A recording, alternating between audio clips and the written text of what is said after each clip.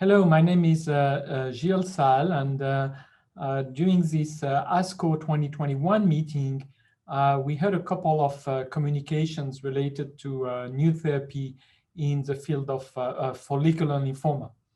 As you all know, this is a field that has been expanding recently with the use of PI3 kinase inhibitor, EZH2 inhibitors, bispecific antibodies, and cellular therapies. I think there was several communications related to cellular therapies. Two communications were related to the use of axicabtagene, cellular these CAR T cells that has been already been approved in the United States based on the ZUMA-5 study. The two communications were related first to patients in ZUMA-5 that were had characteristic of early progressor, having progressed within 24 months after starting immunotherapy. And this data presented by Dr. Chavez in name of the investigators indicated that this patient responded well and have a sustained benefit from axicabtagene.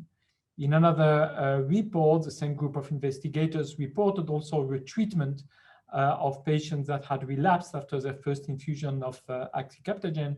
And very interestingly, the vast majority of these patients responded to a second infusion of axicabtagene cellular, with the majority of them achieving a CR.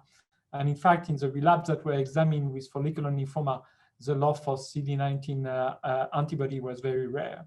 So these were interesting update from ZUMA-5. But what was also expected was the analysis of the ELARA trial. ELARA is a trial that investigated the tisagenlecleucel, another CAR T cell with a different signaling domain.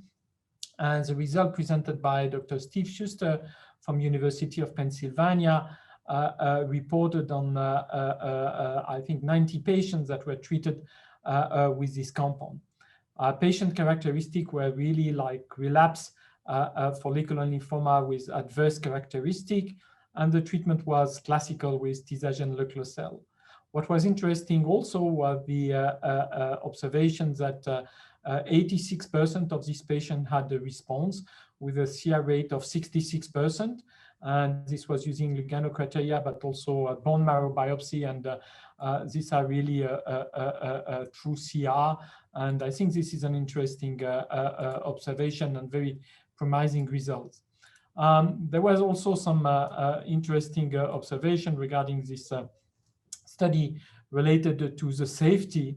And it seems, and it was probably expected, that tisagenlecleucel is associated with less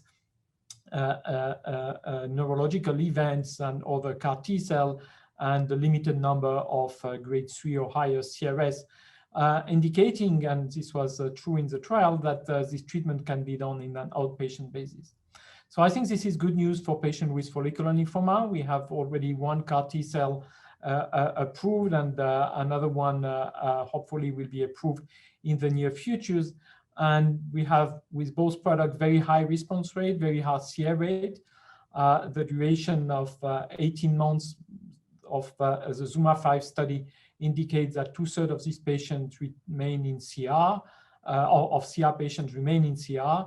And I think the follow-up of the ELARA study is a little bit shorter, but also promising. So new options and potential combination of these options with bispecifics or other immunomodulators in the future that will further broaden the spectrum of intervention for our patient. So that's my take-home message from ASCO this year.